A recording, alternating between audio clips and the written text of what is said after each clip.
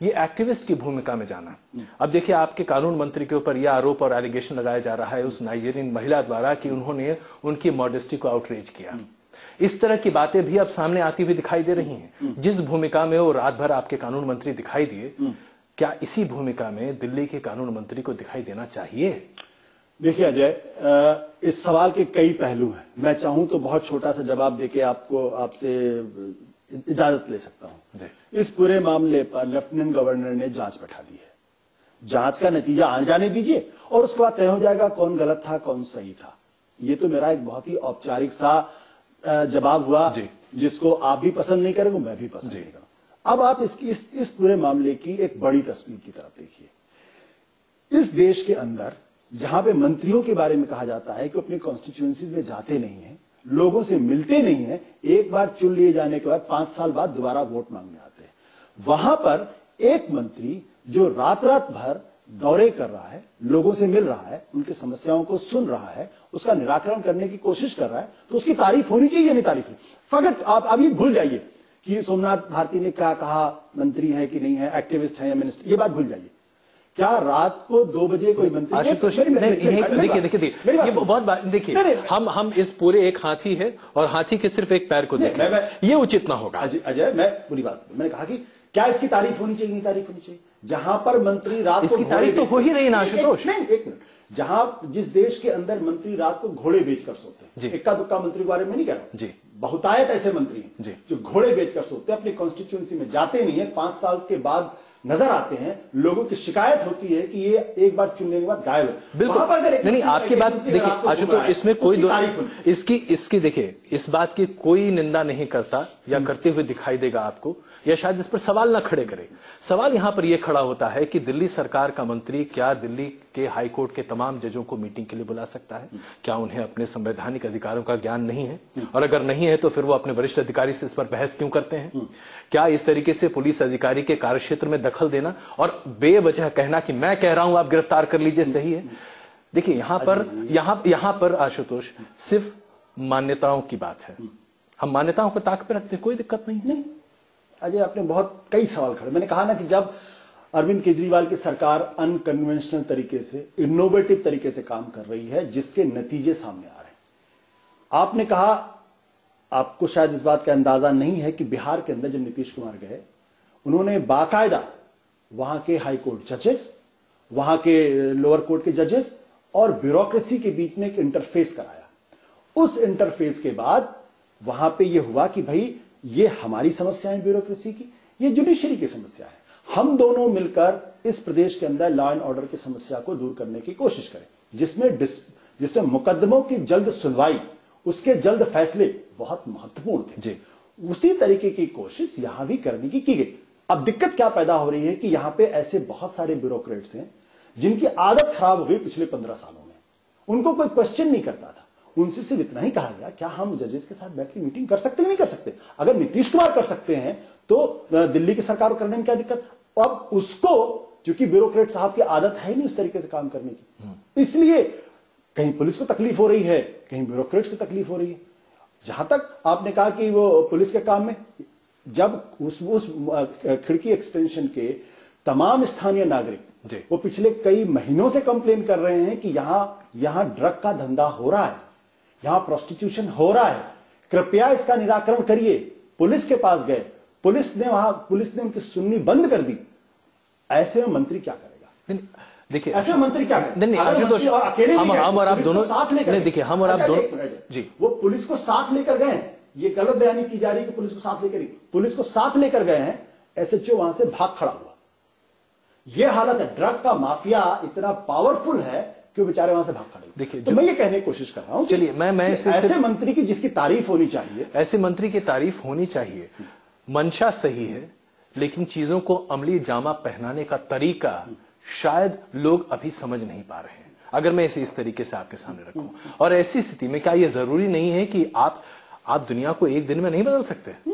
कोशिश तो करनी चाहिए, कोशिश करनी चाहिए, लेकिन कोशिश ऐसी भी मत कर दीजिए ना कि आप किसी को हजम ही ना हो। देखिए अजय, क्या होता है, यहीं पर दिक्कत है। दिक्कत ये नहीं है कि कोई मंशा पर सवाल उठा रहा है, अगर आप मंशा में सवाल नहीं खड़े करें तो आपको तारीफ करनी चाहिए। देखिए, और अगर आपका कोई मशवरा होगा, अगर आपका तो मुझे तारीफ करनी चाहिए या नहीं, वो अलग मसला है। अगर आपको मंशा पर शक नहीं है तो अगर आप कोई मशवरा देंगे, मैं आपके मशवरे को बेहतर तरीके से सरकार चलाने के लिए मैं मंत्री महोदय तक प्रेषित करने का काम करूंगा और उनको बताऊंगा कि भाई लोगों ने ये कहा ऐसे करना चाहिए। मुझे उम्मीद है कि मुझे उम्मीद है कि आपकी टीम में ऐसे बहुत सारे लोग होंगे जो अरविंद केजरीवाल को तथा कथित तमाम लोगों को मशवरा दे सकते हैं। मेरी आवश्यकता नहीं है। नहीं, लेकिन अकेली ऐसी पार्टी है जो हर आदमी के मशवरे को स्वीकार करती है। मैं एक और दूसरा पक्ष आपके सामने रखना चाहूंगा। जिस तरीके से अब जो दिल्ली पुलिस के रवैये पर सवाल उठाया जा रहा है, भारतीय जनता पार्टी की तरफ से यह सवाल है जो मैं आपके लिए रख रहा हूं। दिल्ली में बलात्कार की घटना जब निर्भया वाले मामले पर हुई, तमाम लोग सड़कों पर दिखाई दिए। डैनिश महिला के साथ बलात्कार का मामला सामने आया। बीजेपी का कहना है, कांग्रेस का भी एक कहना है कि आपकी पार्टी से कोई सशक्त बयान सामने नहीं आया, कोई कैंडल मार्च होता नहीं दिखाई दिया, कोई भी इस तरह की चीज नहीं, और आप सीधे सारी की सारी जिम्मेदारी दिल्ली पुलिस पर थोप कर बैठ जाए। तो वही दिल्ली पुलिस है। इसके खिलाफ आप उस समय भी प्रदर्शन करते थे, आज भी प्रदर्शन करते रहेंगे, या करना चाहेंगे तो कर सकते हैं। बात तो ढाक के तीन बात। उस समय शीला दीक्षित के खिलाफ फिर बयानबाजी करने की क्या जरूरत थी?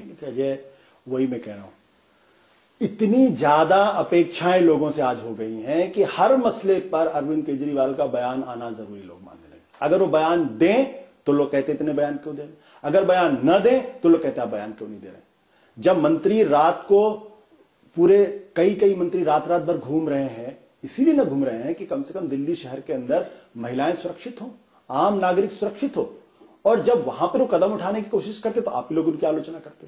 अच्छा, चलिए अब एक और बड़ा सवाल। अरविंद केजरीवाल ने अचानक ऐसे क्यों तय कर लिया कि उनके लिए आज एक ही बड़ा विरोधी है और वो है नरेंद्र मोदी? नहीं, उन्होंने साफ तौर पर कहा कि हमारा मुकाबला सिर्फ बीजेपी से है, कांग्रेस की बात वो करते नहीं है। ऐसा क्यों? जिस पार्टी के भ्रष्टाचार की बात करते करते आप दिल्ली के सत्ता पर आसीन हो गए, अचानक उस पार्टी से आपका कोई मुकाबला ही नहीं है। देश में आज भी कांग्रेस मरती हालत, गिरती पड़ती मरती हालत में भी 100 सीटों के साथ तो खड़ी होगी। आपका मुकाबला कैसे नहीं उनसे? आप किससे मुकाबला करते हैं? क्या आपको लगता है कांग्रेस आज इस स्थिति में है कि वो एक सशक्त विपक्ष की भूमिका, एक सशक्त सत्ता पक्ष की भूमिका निभा सके? विपक्ष की भूमिका तो निभा सकते हैं। क्या आपको लगता है? क्या नहीं, मुझे लगने की बात नहीं। देखिए, कांग्रेस पार्टी ये मानती है कि आज अगर वो सरकार न भी बना पाए तो सशक्त विपक्ष ही नहीं बल्कि एक बहुत ही कारगर विपक्ष की भूमिका में रह सकती है। बहुत मुश्किल है। अब ये आपका आकलन हो सकता है। कांग्रेस की आदत है सत्ता में रहने की, वो विपक्ष की भूमिका नहीं निभा सकते। आपकी सरकार बनवा दी, अलग बात है। ये बता दूं, पिछले 1.5 साल से बल्कि 3 साल से मैं कह सकता हूं, इस देश के अंदर हर एजेंडा सेट करने का काम आम आदमी पार्टी और अरविंद केजरीवाल और उनकी टीम ने किया है। न कांग्रेस ने किया है, न बीजेपी ने किया है। इसलिए बीजेपी वाले आज अपने आप को थ्रेटन महसूस करते हैं कि उनकी जमीन खिसकती नजर आ रही है। कांग्रेस ने तो पहले से ही हार मान ली, और जितना तगड़ा हमला हमने कांग्रेस पार्टी पर किया है, आप लोगों के साथ एहसास नहीं है। और आज जो दिल्ली में कांग्रेस के नेताओं की हालत खराब है, उनको लगता है देश भर में क्यों नहीं हमला करना चाहते आप? एक मिनट, देश भर में हमला करने का वक्त आप देखिएगा कितना होता है। सवाल है कि आज सबसे आपने तो डिक्लेयर कर दिया ना, आपका एनिमी नंबर 1 बीजेपी, और एनिमी नंबर 2 तो आपके पास है ही नहीं। अजय, आज की तारीख में क्या यह राजनीतिक सच्चाई नहीं है? क्या ये राजनीतिक सच्चाई है? यानी आप मुझे सवाल का जवाब दीजिए। क्या आज आपको लगता है कि यूपीए की सरकार दोबारा तीसरी बार सत्ता वापस लौटेगी? नहीं ना। सरकार आज उन्होंने हार मान ली, कंसीड कर लिया। इसमें एक आखिरी सवाल मैं आपसे ले लूं, क्या 2014 के चुनावों के बाद दिल्ली में अनकंडीशनल कांग्रेस के सपोर्ट से आपकी सरकार चल रही है? कुछ ऐसी ही परिस्थितियां, अगर काल्पनिक सवाल है, अगर ऐसी निर्मित होती हैं जिसमें कि आप पार्टी 30, 40, 50 जो भी आपकी संख्या हो उस पर खड़ी हो जाती है, या आपके हिसाब से 100 या 150, और उसके बाद कांग्रेस के समर्थन आपको मिल जाता है, सरकार बनाएंगे आप लोग? आपने काल्पनिक सवाल किया है। अगर आप किसी राजनेता से कहते हो, कहता मैं किसी हाइपोथेटिकल सवाल का जवाब, बिल्कुल, लेकिन मैं आपके सवालों का जवाब दूंगा। आपने कहा, पहली बात आपने कहा अनकंडीशनल सपोर्ट। अजय, दिल्ली में हमारी सरकार सिर्फ 28 विधायकों के बल पर है। कहीं किसी तरीके का कोई समर्थन कांग्रेस पार्टी से नहीं लिया गया है, न उनसे इस बारे में कोई बातचीत की गई है। On the floor of the house Delhi Pradesh Congress के अध्यक्ष अरविंदर सिंह लवली ने साफ तौर पर अच्छा, कहा, कोई बात, एक मिनट आशुतोष, लेकिन इस बात पर नहीं, मुझे इस बात पर आपसे थोड़ी साफगोई की उम्मीद है, क्योंकि अभी तक आप पार्टी का एक भी नेता साफ नहीं खड़ा होता है इस पर। आप लोग कहते हैं कि बिना किसी भी शर्त के और बिना किसी बातचीत के आपकी सरकार चल रही है। टेक्निकल रियलिटी ये है कि कांग्रेस के समर्थन से ही आज आपकी सरकार है। नहीं, क्यों नहीं? हमने हमारी ये अजमत की सरकार तो नहीं है। गिरा दो, नहीं, देखिए आशुतोष, ना, देखिए बुरा मत मानिए, देखिए इस बात पर तो आपको स्पष्ट देना पड़ेगा। आप लोग टेक्निकल रियलिटी को इस तरीके से कैसे इग्नोर कर सकते हैं? ये टेक्निकल रियलिटी है कि 8 विधायकों का समर्थन लेफ्टिनेंट गवर्नर के पास कांग्रेस का आपके हक में पड़ा है, यानी कांग्रेस के समर्थन से आपकी सरकार चल रही है। इसको आप कैसे डिनाई कर सकते हैं? अजय, क्या आम आदमी पार्टी ने कांग्रेस से कहा कि मुझको समर्थन दीजिए? क्या इसका एक ये राजनीतिक जवाब है। राजनीतिक जवाब, एकदम राजनीतिक जवाब। मैं कह रहा हूं राजनीतिक जवाब नहीं, मैं कह रहा हूं कि दरअसल हमारी दृष्टि इतनी कन्वेंशनल तरीके से नहीं, इसमें कन्वेंशनल कुछ नहीं आशुतोष। ये आपने भी कॉन्स्टिट्यूशन को ठीक उसी तरीके से पढ़ा है जैसे मैंने। अजय, ये टेक्निकल रियलिटी, कोई टेक्निकल रियलिटी नहीं। मैं साफ कहता हूं, एक मिनट, आम आदमी पार्टी के प्रवक्ता होने के नाते मैं बिल्कुल स्पष्ट तौर पर कहना चाहता हूं जी कि ये सरकार सिर्फ और सिर्फ 28 विधायकों के बल पर खड़ी हुई है। ये मुगालता न तो कांग्रेस पार्टी, नहीं मुगालता नहीं, एक मिनट, ये लेकिन संवैधानिक हम मानते ही नहीं। नहीं, आपके मानने न मानने की बात ही ना। अगर वो रियलिटी है, नहीं आशुतोष, सच्चाई, आशुतोष इस बात को प्लीज आप लोग मानिए। मैं वाकई में इस बात को लेकर हर आम आदमी पार्टी के किसी से नहीं, आप लोग सच्चाई नहीं, टेक्निकल सच्चाई को कैसे बदल सकते हैं आप? ये एक टेक्निकल सच है। आप बेसिक मैकेनिज्म कॉन्स्टिट्यूशन का चेंज कर दीजिएगा क्या?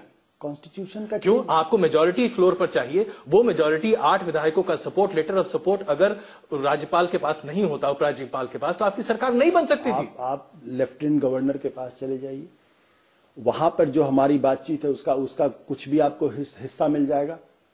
हमने फ्लोर ऑफ द हाउस सब जगह यही कहा, हम 28 विधायकों की सरकार है, 28 विधायकों की ही सरकार रहेगी। बस इतनी सी बात।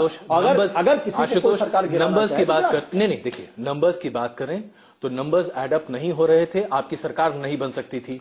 सरकार तभी बनी है जब कांग्रेस ने आपको समर्थन दिया है। वो लेटर ऑफ सपोर्ट कांग्रेस आज वापस ले ले, आपकी सरकार अल्पमत की सरकार होगी, 6 महीने बाद फ्लोर ऑफ द हाउस पे आप हार जाएंगे। क्लियर।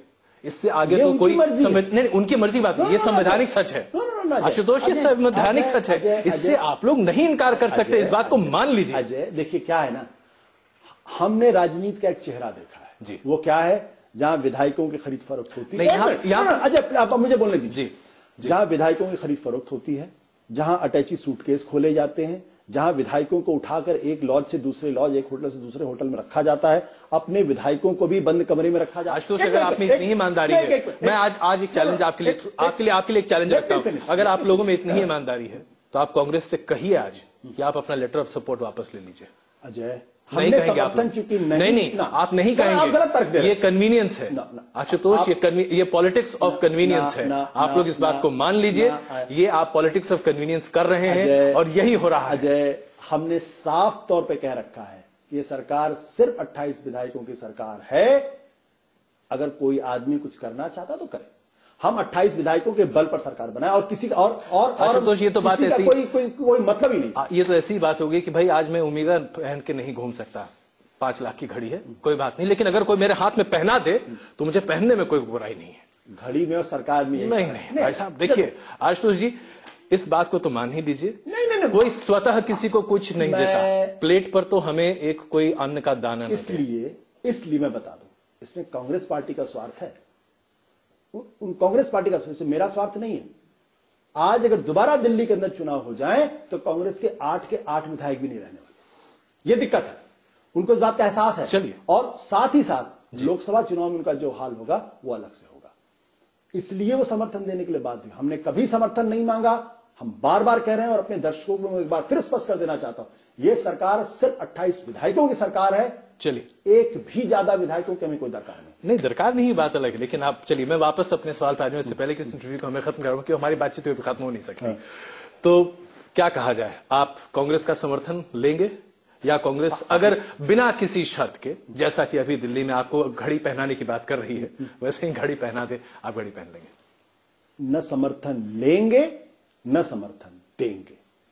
ये हमारा दिल्ली के बारे में भी यही हमारा फैसला था, यही फैसला आज भी है। न समर्थन लेंगे न समर्थन देंगे। अगर बीजेपी भी आपको इसी तरीके से कहे बिना शर्त, चलिए आम आदमी पार्टी को हम अपना पूरा सहयोग देने को तैयार है, सरकार बनाइए, सरकार आप लोग चलाइए, बीजेपी के साथ आप देखिएगा क्या नतीजा आता है। आज भी मेरी बात को आप मान लीजिए, न सरकार न समर्थन